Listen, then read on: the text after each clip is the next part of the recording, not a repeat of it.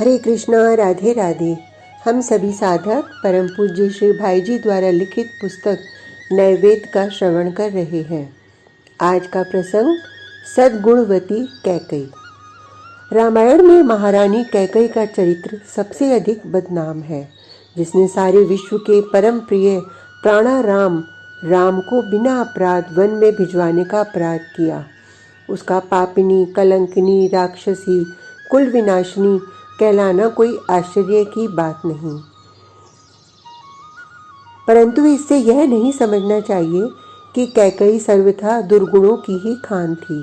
उसमें कोई सद्गुण था ही नहीं। सच्ची बात तो यह है कि यदि श्री राम वनवास में कैकई के कारण होने का प्रसंग निकाल दिया जाए तो शायद कैकई का चरित्र रामायण के प्राय सभी स्त्री चरित्रों से बढ़कर समझा जाए। कैकई के राम वनवास के कारण होने में भी एक बड़ा भारी रहस्य छिपा हुआ है, जिसका उद्घाटन होने पर यह सिद्ध हो जाता है कि श्री राम के अनन्य और अनुकूल भक्तों में कैकई जी का स्थान सर्वोच्च है। कैकई राजा दशरथ की छोटी रानी थी, जो अप्रतिम सुंदरी ही नहीं, पतिव्रता और वीरांगना भी थी। इसने अपने प्रेम और सेवा भाव से महाराज के हृदय पर इतना अधिकार कर लिया था कि महाराज तीनों पटरानियों में कैकई को ही सबसे अधिक मानते थे। ये पति सेवा के लिए कुछ भी कर सकती थीं। एक समय महाराज दशरथ देवताओं की सहायता के लिए शंबरासुर नामक राक्षस से युद्ध करने गए।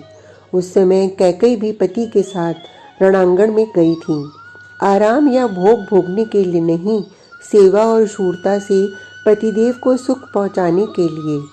कैकई का पातिव्रत और वीरत्व इसी से प्रकट है कि उसने एक समय महाराज दशरथ के सारथी के मर जाने पर स्वयं बड़ी ही कुशलता से सारथी का कार्य करके महाराज को संकट से बचाया था।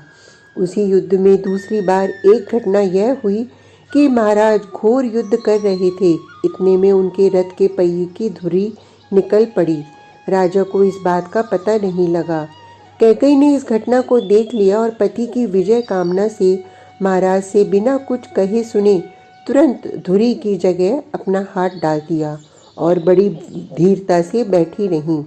उस समय वेदना के मारे कैकई की आंखों के कोए काले पड़ गए, परंतु उसने अपना हाथ नहीं हटाया। इस विकट समय में यदि कैकई ने बुद्धिमत्ता और सहनशीलता से काम न लिया होता तो महाराज के प्राण बचने कठिन थे। महाराज को जब इस घटना का पता लगा तो उनका हृदय कृतज्ञता और आनंद से भर गया। ऐसी वीरता और त्यागपूर्ण क्रिया करने पर भी कैकई के मन में कोई अभिमान नहीं। महाराज वरदान देना चाहते तो वह कह देती कि मुझे तो आपके प्रेम के सिवा अन्य कुछ भी नहीं चाहिए, परंतु उनके हट करने पर दैवी प्रेरणावश आवश्यक होने पर मांग लूंगी कहकर अपना पिंड छुड़ा लेती हैं। उसका यह अपूर्व त्याग सर्वथा सराहनीय है। बाद में महाराज दशरथ द्वारा श्री राम के राज्याभिषेक की तैयारी हुई। कैकई तो इस बात से बहुत खुश थी। जब मंथरा ने उसे बताया कि राम का राज्याभिषेक होने वाला है, इस पर उसने मंथरा को पुरस्कार में एक दिव्य उत्तम गहना दिया और कहा कि राम और भरत में मैं कोई भेद नहीं देखती। मैं इस बात से बहुत प्रसन्न हूँ कि महाराज कल राम का राज्याभिषेक करेंगे। इससे प्रिय मुझे कुछ भी नहीं है। ऐसे अमृत के समान सुखप्रद वचन सब नहीं सुना सकते। इस पर मंथरा गहने को फेंक कर कैकई को बहुत कुछ उल्टा सीधा समझाती है, परंतु फिर भी कैकई तो श्री राम के गुणों की प्रशंसा करती हुई यही कहती है कि श्री रामचंद्र धर्मज्ञ, गुणवान, सत्यव्रती, पवित्र हैं। वे राजा के ज्येष्ठ पुत्र हैं, अतः युवराज पद का अधिकार उन्हीं का ही है। दीर्घायु राम अपने भाइयों और सेवकों को पिता की तरह पालन करेंगे। उसने कहा कि मुझे भरत जितना प्यारा है, राम उससे अधिक कहीं प्यारे हैं, क्योंकि राम मेरी सेवा कौशल्या से भी अधिक करते हैं। राम को यदि राज्य मिलता है तो वह भरत को ही मिलता है, क्योंकि राम सब भाइयों को अपने समान ही समझते हैं। इस पर कैकई ने राम के विरुद्ध और दशरथ के विरुद्ध कैकई के कान भरने शुरू कर दिए। मंत्रा के द्वारा बार बार कहे जाने पर कैकई की बुद्धि फिर गई। वह राम को 14 साल के लिए वन के दुख सहन करने को भेज देती हैं और भरत के शील स्वभाव को जानते हुए भी उसके लिए राज्य का वरदान चाहती हैं। लेकिन इसमें भी एक रहस्य है। कैकई का जन्म भगवान श्री राम की लीला में प्रधान कार्य करने के लिए ही हुआ था। वह श्री राम को परब्रह्म परमात्मा समझती थी और उनकी लीला कार्य में सहायक बनने के लिए उसने श्री राम की रुचि के अनुसार यह जहर का घूंट पिया था। यदि कैकई श्री राम को वन भिजवाने में कारण न होती तो श्री राम का लीला कार्य संपन्न ही न होता। उन्होंने तो अवतार धारण किया था दुष्कृतों का विनाश करके साधुओं का परित्राण करने के लिए। बिना अपराध मर्यादा पुरुषोत्तम श्री राम किसी पर आक्रमण करने क्यों जाते? मर्यादा की रक्षा करके ही सारा काम करना था। रावण को मारने का कार्य भी दया को लिए हुए ही था, मारकर ही उसका उद्धार करना था। साधुओं का दुष्टों से बचाकर सदुपदेश से और दुष्टों का काल मूर्ति रूप होकर मृत्यु रूप से एक ही वार से 2 शिकार करने थे। पर इस कार्य के लिए भी कारण चाहिए। वह कारण था सीता हरण। इसके सिवा अनेक शाप वरदानों को भी सच्चा करना था। पहले के हेतुओं की मर्यादा रखनी थी, परंतु वन गए बिना सीता हरण होता कैसे? राज्याभिषेक हो जाता तो वन जाने का कोई कारण नहीं रह जाता। महाराज दशरथ की मृत्यु का समय भी समीप आ पहुंचा था। उसके लिए भी किसी निमित्त की रचना करनी थी। इसलिए देवी कैकई का चुनाव किया गया और महाराज दशरथ की मृत्यु एवं रावण का वध, इन दोनों कार्यों के लिए कैकई के द्वारा राम वनवास की व्यवस्था कराई गई। भगवान सबके हृदय में स्थित हुए समस्त भूतों को माया से यंत्रारूढ़ की तरह घुमाते हैं। सबके नियंता भगवान श्री राम की ही प्रेरणा से देवताओं के द्वारा प्रेरित होकर जब सरस्वती देवी कैकई की बुद्धि फेर गई और जब उसका पूरा असर हो गया, तब भगवत इच्छा अनुसार बरतने वाली कैकई भगवान की मायावश ऐसा कार्य कर बैठी जो अत्यंत क्रूर होने पर भी भगवान की लीला की संपूर्णता के लिए अत्यंत आवश्यक था। अब प्रश्न यह है कि जब कैकई भगवान की परम भक्त थी, फिर भगवान ने उसी के द्वारा यह भीषण कार्य कराकर उसे कुटुंबियों और अवधवासियों के द्वारा तिरस्कृत, पुत्र द्वारा अपमानित और इतिहास में सदा के लिए लोक निंदित क्यों बनाया? जब भगवान ही सबके प्रेरक हैं, तो साध्वी सरला कैकई के मन में सरस्वती के द्वारा ऐसी प्रेरणा ही क्यों करवाई, जिससे उसका जीवन सदा के लिए दुखी और नाम सदा के लिए बदनाम हो गया? इसमें रहस्य है। भगवान श्री राम साक्षात सच्चिदानंद परमात्मा थे। कैकई उनकी परम अनुरागणी सेविका थी। जो सबसे गुह्य और कठिन कार्य होता है, उसको सबके सामने न तो प्रकाशित ही किया जा सकता है और न हर कोई उसे करने में ही समर्थ होता है। वह कार्य तो किसी अत्यंत कठोर कर्मी, घनिष्ठ और परम प्रेमी के द्वारा ही करवाया जाता है। खास करके जिस कार्य में कर्ता की बदनामी हो, ऐसे कार्य के लिए तो उसी को चुना जाता है जो अत्यंत ही अंतरंग हो। राम का लोकापवाद मिटाने के लिए श्री सीता जी वनवास स्वीकार करती हुई संदेशा कहलाती हैं।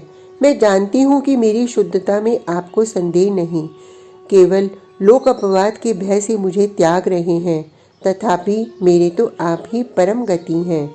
मुझे अपने शरीर के लिए कुछ भी शोक नहीं है। सीता जी यहाँ राम काज के लिए कष्ट सहती हैं। उनकी पातिव्रत की आज तक पूजा होती है, परंतु कैकई का कार्य इससे अत्यंत महान है। उसे तो राम काज के लिए राम विरोधी मशहूर होना पड़ेगा। वैदव्य का दुख स्वीकार कर पुत्र और नगर निवासियों द्वारा तिरस्कृत होना पड़ेगा, तथापि राम काज जरूर करना पड़ेगा और यही राम की इच्छा है। इस राम काज के लिए राम ने कैकई को ही प्रधान पात्र चुना है। राम वनवास के उपरांत भरत के साथ वो राम के पास मिलने जाती हैं और लीला से ही लीलामय से उनको दुख पहुंचाने के लिए क्षमा चाहती हैं, परंतु लीलामय भेद खोलकर साफ कह देते हैं, यह तो मेरा ही कार्य था, मेरी ही इच्छा से, मेरी माया से हुआ था, तुम तो निमित्त मात्र थी। सुख से भजन करो और मुक्त हो जाओ।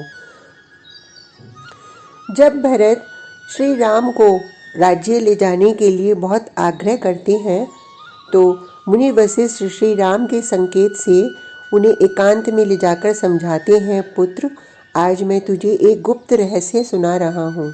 श्री राम साक्षात नारायण हैं। पूर्व काल में ब्रह्मा जी ने इनसे रावण वध के लिए प्रार्थना की थी। इसी से इन्होंने दशरथ के यहाँ पुत्र रूप से अवतार लिया। श्री सीता जी साक्षात योग माया हैं। श्री लक्ष्मण शेष के अवतार हैं, जो सदा श्री राम के साथ उनकी सेवा में लगे रहते हैं। श्री राम को रावण का वध करना है, इससे वे जरूर वन में रहेंगे।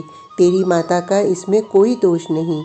कैकई ने जो वरदान मांगे और निष्ठुर वचन कहे थे, सो सब देव का कार्य था, नहीं तो भला कैकई कभी ऐसा कह सकती थी। अतएव तुम राम को अयोध्या लौटा ले चलने का आग्रह छोड़ दो। वशिष्ठ मुनि से श्री राम का परिचय प्राप्त कर भरत समझ जाते हैं कि श्री राम की चरण पादुका का सादर लेकर अयोध्या लौटने की तैयारी करते हैं। इधर कैकई भी एकांत में श्री राम के समीप जाकर आंखों से आंसुओं की धारा बहाती हुई व्याकुल हृदय से हाथ जोड़कर बोली, हे राम, तुम्हारे राज्याभिषेक में मैंने विघ्न किया। उस समय मेरी बुद्धि देवताओं ने बिगाड़ दी थी और मेरा चित्त तुम्हारी माया से मोहित हो गया था। अतएव मेरी इस दुष्टता को तुम क्षमा करो, क्योंकि साधु क्षमाशील हुआ करते हैं। फिर तुम तो साक्षात विष्णु हो, इंद्रियों से अव्यक्त सनातन परमात्मा हो। माया से मनुष्य रूपधारी होकर समस्त विश्व को मोहित कर रहे हो। तुम्ही से प्रेरित होकर लोग साधु असाधु कर्म करते हैं। यह सारा विश्व तुम्हारे अधीन है, अपनी इच्छा से कुछ नहीं कर सकता। तुम्हें देवताओं का कार्य करना था, अतएव तुमने ही ऐसा करने के लिए मुझे प्रेरणा दी। हे विश्वेश्वर, हे अनंत, मेरी रक्षा करो। मैं तुम्हें नमस्कार करती हूँ, मैं तुम्हारी शरण में हूँ। कैकई के स्पष्ट और सरल वचन सुनकर भगवान ने हंसते हुए कहा, हे महाभागे, तुम जो कुछ करती हो सो सत्य है, इसमें किंचित भी मिथ्या नहीं। देवताओं का कार्य सिद्ध करने के लिए मेरी ही प्रेरणा से उस समय तुम्हारे मुख से वैसे वचन निकले थे, इसमें तुम्हारा कुछ भी दोष नहीं। अब तुम जाओ और हृदय से सदा मेरा ध्यान करती रहो। तुम्हारा स्नेह पाश सब ओर से छूट जाएगा और मेरी इस भक्ति के कारण तुम शीघ्र ही मुक्त हो जाओगी। मैं सर्वत्र समदृष्टि हूँ, मेरे न तो कोई द्वेष है और न कोई प्रिय। मुझे जो भजता है मैं भी उसको भजता हूँ, परंतु हे माता, जिनकी बुद्धि मेरी माया से मोहित है, वे मुझको तत्व से न जानकर सुख दुखों का भोगता साधारण मनुष्य मानते हैं। यह बड़े सौभाग्य का विषय है कि तुम्हारे हृदय में मेरा यह भवनाशक तत्व ज्ञान प्रकट हो गया है। अपने घर में रहकर मेरा स्मरण करती रहो, तुम कभी कर्मों से लिप्त नहीं होगी। भगवान की इन वचनों से कैकई की स्थिति का पता लगता है। भगवान के कथन का सार यही है कि तुम महाभाग्यवती हो। लोग चाहे तुम्हें अभागिनी मानते रहें, तुम निर्दोष हो। लोग चाहे तुम्हें दोषी समझें, तुम्हारे द्वारा तो यह कार्य मैंने ही करवाया था। जिन लोगों की बुद्धि माया मोहित है, वही मुझको मामूली आदमी समझते हैं। तुम्हारे हृदय में तो मेरा तत्व ज्ञान है, तुम धन्य हो। भगवान श्री राम के इन वचनों को सुनकर कैकेयी आनंद और आश्चर्यपूर्ण हृदय से सैकड़ों बार साष्टांग प्रणाम और प्रदक्षिणा करके सानंद भरत के साथ अयोध्या लौट गईं। इस वर्णन से सिद्ध होता है कि कैकेयी ने जानबूझकर स्वार्थ बुद्धि से कोई अनर्थ नहीं किया। उसने जो कुछ भी किया सो श्री राम की प्रेरणा से राम काज के लिए। इससे यह प्रमाणित होता है कि कैकेयी बहुत ही उच्च कोटि की महिला थी। वह सरल, स्वार्थहीन, प्रेममय, धर्मपरायणा, बुद्धिमती, आदर्श पतिव्रता, निर्भय, वीरांगना होने के साथ ही भगवान श्री राम की अनन्य भक्त थी। उसकी जो कुछ बदनामी हुई सो सब श्री राम की अंतरंग प्रीति के निदर्शन रूप ही है। जिस देवी ने जगत के आधार, प्रेम के समुद्र, अनन्य राम भक्त भरत को जन्म दिया, वह देवी कदापि तिरस्कार के योग्य नहीं हो सकती। ऐसी प्रातः स्मरणीय देवी के चरणों में बारंबार अनंत प्रणाम है। आज का प्रसंग इतना ही। कल तक के लिए हरे कृष्णा, राधे राधे।